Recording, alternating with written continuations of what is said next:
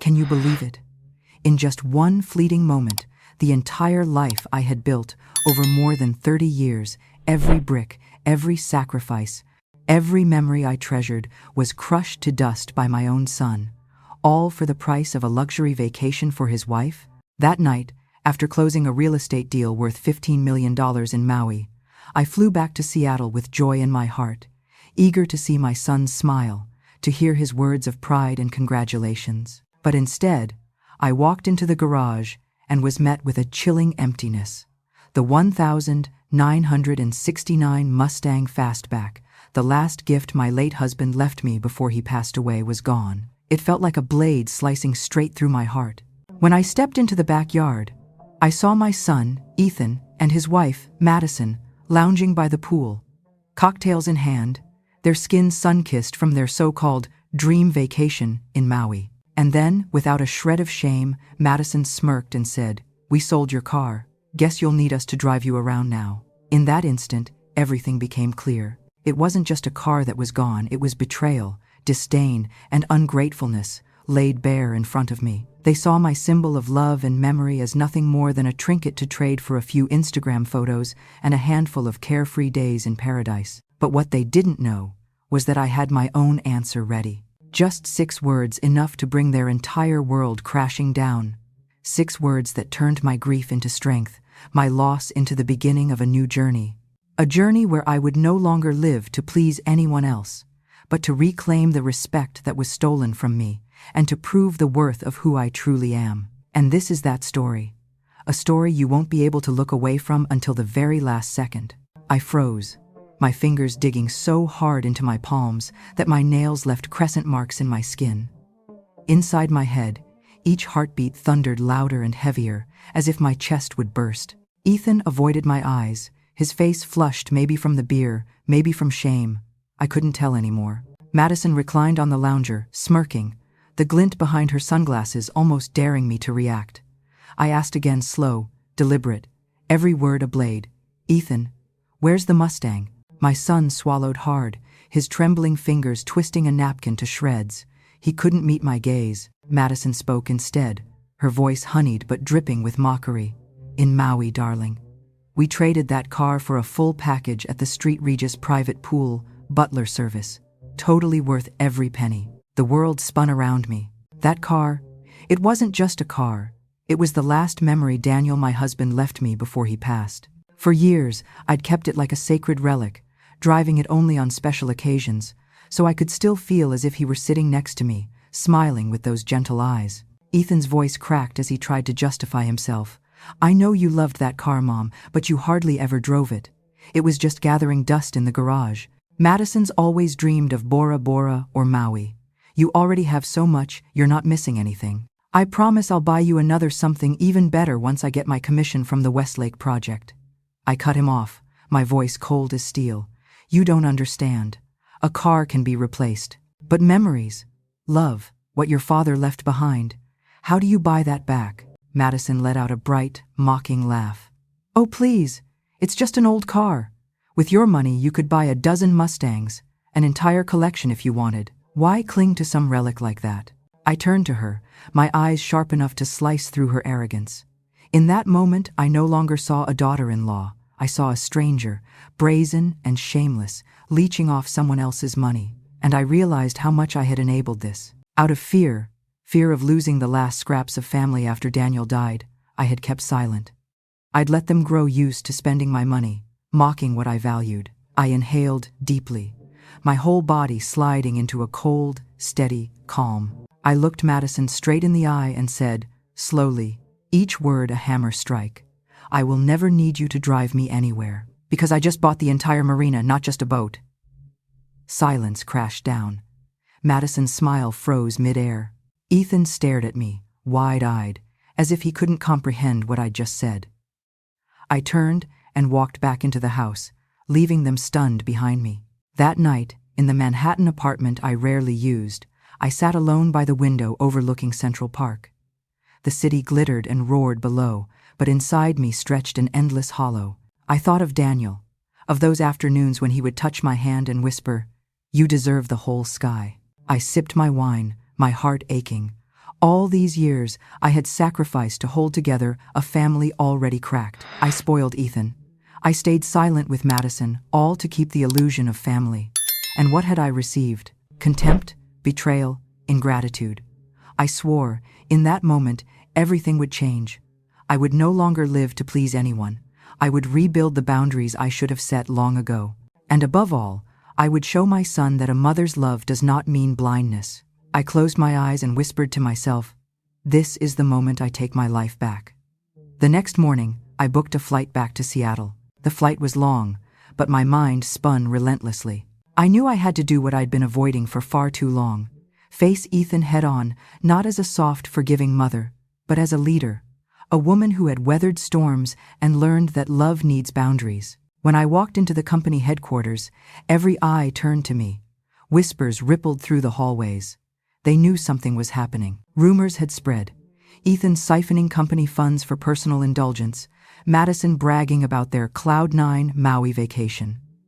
I pressed my lips together and headed straight for the main conference room. Ethan was already there with several mid-level managers. He glanced at me, awkward at first, then tried to regain his composure. "Mom, you're back earlier than planned?" he said, his voice a little strained. I didn't answer. Instead, I set a thick file down on the table: bank statements, contracts, every shred of evidence. Marcus Hale, the forensic financial investigator I'd hired, had uncovered. I looked my son straight in the eye. "Ethan, explain this. Why have there been repeated transfers overseas for the past year and a half? Why are there forged signatures of my name on mortgage contracts? And why? Did you think I would never find out?" The color drained from Ethan's face. He stammered, "Mom, I wanted to prove I could build my own empire. Madison said this investment would double our assets. I didn't think it would get this bad." I cut him off, my voice like steel. "You didn't think. You just wanted easy wins, wanted to flaunt, to use someone else's sweat and blood to feed a fantasy. You betrayed my trust." From the doorway, Madison's eyes blazed. She strode in, arms crossed.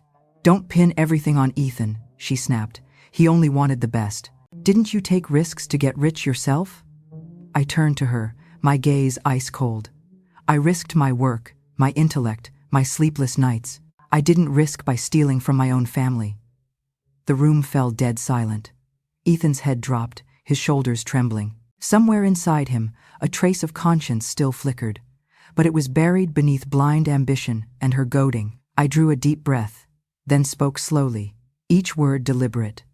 "From this moment on, you are suspended from all company positions. I've appointed Raina Park as acting COO. All your access to company accounts is locked. You will answer to the board of directors and, if necessary, to the court." Ethan's head snapped up, his eyes wet. "Mom, are you trying to destroy me?" My heart ached, but my voice stayed steady. "No, Ethan, I'm saving you from your own cowardice and greed." Madison stepped back, her face paling. Clearly, she hadn't expected me to be this firm. I gathered the file, stood, and delivered my final words before leaving the room. A mother's love does not mean indulgence. You need to learn that right now. The door slammed shut behind me. My footsteps echoed down the long corridor. But inside, for the first time in years, I felt a strange calm. I knew I had chosen the right path, the hard one, but the only one that could preserve my dignity, the truth, and maybe a chance for my son to find himself again. Bandichnai. The days that followed felt like a silent battlefield inside the company. Employees whispered. The press began to sniff out the scandal. Financial headlines screamed, "Powerhouse CEO faces her own son in a family business meltdown." Reading them felt like having my pain laid bare for the world to devour, yet I had to stay calm. If I faltered now, the empire Daniel and I had built would collapse. One morning, Raina Park stepped into my office. She laid a thick report on my desk, her voice low and steady. "Mrs. Vicky, we've uncovered more irregularities. Ethan used the company's name to mortgage part of the Aspen properties. The contract shows signs of forgery." I closed my eyes, the air in my chest tightening. I was no longer facing mere ingratitude. This was large-scale fraud that could drag the entire company into the abyss. "Do we have solid proof?" I asked. Raina nodded. "Marcus is compiling everything. We even have audio of deepfake calls using your voice to instruct the bank. I froze. My own voice, weaponized against me. In all my years of work, I'd never imagined my own son and the woman behind him would use technology to manipulate me like this. That evening, I returned to our home on Bainbridge Island, the place that had once been our family's refuge. Sitting on the porch overlooking the sea, memories flooded in. Daniel polishing the Mustang, Ethan as a child running across the yard, laughter echoing in the breeze. I asked myself, where had I gone wrong? Had I given Ethan too much, taught him that love meant taking whatever he wanted? My phone buzzed. A text from Marcus. Found evidence Ethan signed contracts with a disbarred attorney. Funds routed through 3 offshore companies. Need your confirmation tomorrow to proceed with the authorities. I set the phone down, my hands trembling. This was no longer an internal matter. This was criminal. Once I signed, my son would have no way back. The next morning, I asked Ethan to meet me at a small cafe in downtown Seattle. I wanted to look him in the eyes one last time before deciding. He arrived late, looking gaunt, his face pale as paper. He sat down, avoiding my gaze. "Mom, I know you're investigating, but please, don't involve the police. I'll fix this. I swear." His voice quivered like a frightened child. I looked at my son, my heart aching. Part of me wanted to believe him, to hold him like I used to, and tell him everything would be okay. But reason screamed, if I forgave him this time, what about the next? How many innocent people would he drag down? "Ethan, you've gone too far," I said slowly, each word carved into stone. "This isn't a momentary mistake, this is a deliberate crime." He suddenly erupted, eyes bloodshot. "Why do you always choose the company over me? Why, after Dad's gone, am I never your priority?" I clenched my fists under the table, swallowing my tears. My voice came out low but firm. "I'm not choosing the company over you. I'm choosing truth over lies. If you still have any dignity left, confess before it's too late."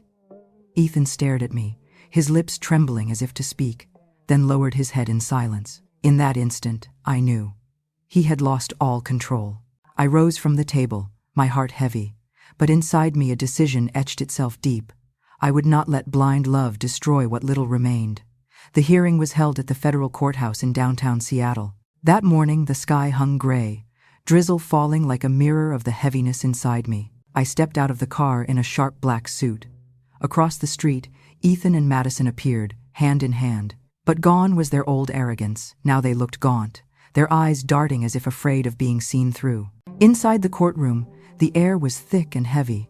Lawyers, investigators, and reporters jostled for space. I sat at the witness stand under a sea of expectant eyes. Across from me, Ethan slumped, avoiding my gaze, while Madison clutched her handbag, trying to look composed, but her trembling hands betrayed her. The prosecutor began, "We have clear evidence that the defendants, Ethan Monroe and his accomplice, used deepfake technology to impersonate Mrs.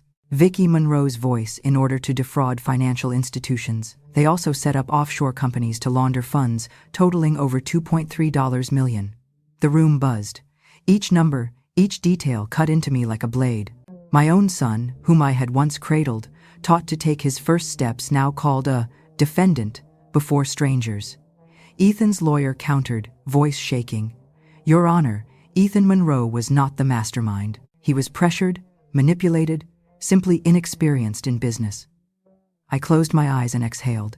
Excuses, always excuses. But then, the prosecutor pulled up a large screen showing leaked emails from an employee. In black and white, Ethan, coordinating with a disbarred attorney to funnel money through shell companies. Madison appearing in several threads, instructing to keep everything quiet so we'll have enough left for the Maui project.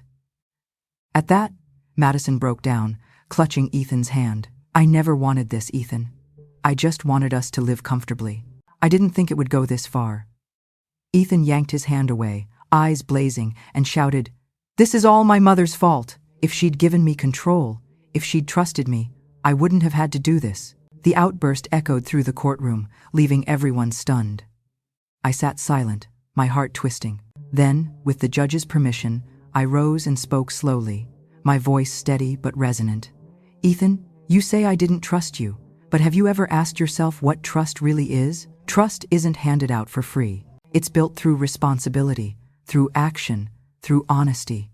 You wanted trust, but you chose the shortest path: lies, deceit, betrayal. You didn't lose my trust because I refused to give it. You destroyed it yourself. The room went still. Ethan lowered his head, his hands clenching, lips trembling but no words coming out. The judge called a recess to review the evidence. I walked out into the hallway, my footsteps echoing. Reporters crowded around, questions flying, but I gave only one answer. I'm not fighting for revenge. I'm fighting to protect the truth. When I glanced back, Ethan sat alone, his eyes red, his face etched with collapse. Madison stood at a distance, her expression shattered, like someone realizing her glittering dream had just dissolved. In that moment, I knew the storm had only begun. The verdict had yet to be read, and layers of truth still lay buried. But one thing was certain. From here on, I would no longer be bound by silence or the fear of loss. I would see this through, no matter the cost. When the hearing resumed, the air grew thick, tense enough to snap. The judge returned to the bench, his gavel striking 3 times, each blow pounding against my chest. Silence fell, broken only by the scratch of the clerk's pen. The prosecutor rose, his voice ringing out.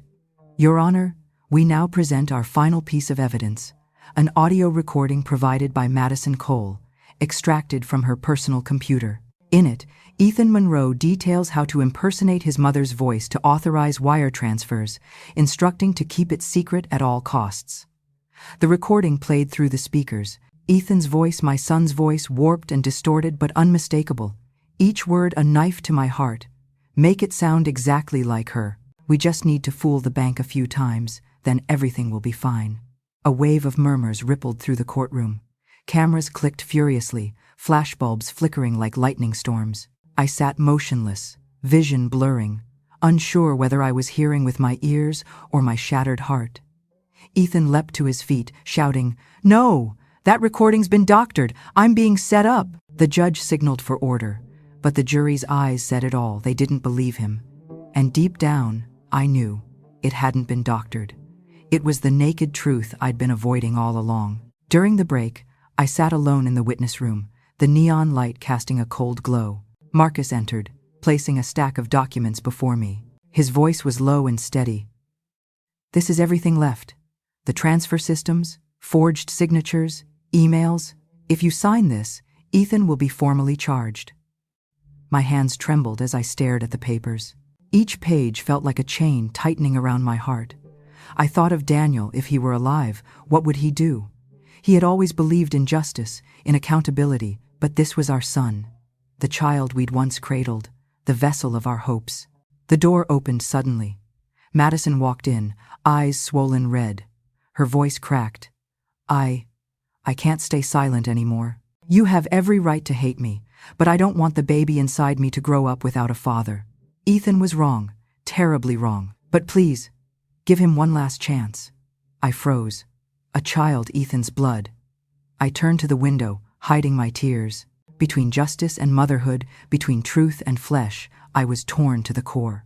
When the hearing reconvened, the judge called me back to the stand. Lights blazed in my face, hundreds of eyes fixed on me. I clutched the file, cold sweat running down my spine. In front of me sat Ethan, his face rigid, eyes a mix of fear and pleading. Beside him, Madison's hands rested on her stomach, trembling. I opened my mouth, my voice hoarse but carrying through the room. I confirm that all evidence in this file is true. The sound cracked like thunder in clear skies. Ethan collapsed into his chair, eyes vacant. Madison sobbed, covering her face. I felt my heart split in two, but I knew this was only the beginning of the full truth being revealed. The judge's gavel fell, sealing it. The formal trial will commence next week. Defendant Ethan Monroe will be held in custody until sentencing. I stood motionless, my legs heavy but my gaze unwavering. I had chosen the truth, and the road ahead would be painful. But there was no turning back now. The day of sentencing arrived, the courthouse packed to the brim, no empty seats, as if the whole city had come to witness the tragic end of the Monroe family saga. I sat in the front row, hands clasped tightly, my heart torn between anguish and resolve. Ethan entered in handcuffs, his face hollow from weeks in custody. His eyes found mine, no arrogance left, only despair and bitterness. I looked away. One moment of weakness, and I would crumble. Behind him, Madison sat clutching her belly, her eyes swollen from sleepless nights. The child had not even been born, yet already bore witness to its father standing in chains. The judge's gavel struck, the air turning heavy. The prosecutor rose, voice sharp as steel. "Your Honor, the evidence proves not only fraud, forgery, and embezzlement, but also a scheme to funnel millions overseas. This was no momentary lapse. It was deliberate, calculated, organized." The defense pleaded for leniency, citing family pressure, the shadow of a powerful legacy. But the jury was unmoved. They had seen the truth. This was betrayal, not misfortune. Then came the words that split the air like thunder. Defendant Ethan Monroe is sentenced to 15 years in federal prison for fraud, forgery, and grand larceny. The sound pierced straight through my chest. Ethan collapsed, sobbing, screaming my name in desperation. "Mom, please, save me, I'm your son." I shut my eyes, tears spilling, but I didn't move. I had saved him too many times before, and that was why he stood here now. If I saved him again, he would never learn what consequences mean. Madison crumbled, wailing. I placed a hand on her shoulder and whispered, "Be strong. That child deserves a different future, a better one." As Ethan was led away in chains, I didn't watch. I knew that image would haunt me forever, but I also knew only truth, only justice, could cleanse this wound. That evening, I returned to the empty house. Sunset light spilled through the windows, casting my shadow across the wall. In that moment, I realized, love isn't endless shelter. Sometimes, love means letting go, allowing someone to face the life they've chosen. I gazed at the driveway where Daniel's old car once stood. Memories rushed back, journeys, promises, losses. But now, I was no longer just a broken mother. I was a woman reborn, willing to set boundaries, willing to say, enough. And the greatest lesson I want to share with you is this. Never let blind love become a chain. Love with responsibility. Love with clarity. Because sometimes, saving someone doesn't mean holding on forever. It means letting them face the truth. If you've ever felt betrayed or made a painful choice to protect your own worth, share your story in the comments. Someone here may find strength in your experience. Don't forget to like, subscribe, and share this video with someone who needs to hear this costly but powerful lesson about family, trust, and the strength of choosing truth. Because sometimes, the hardest decision, the one made through tears, is the very first step toward freedom.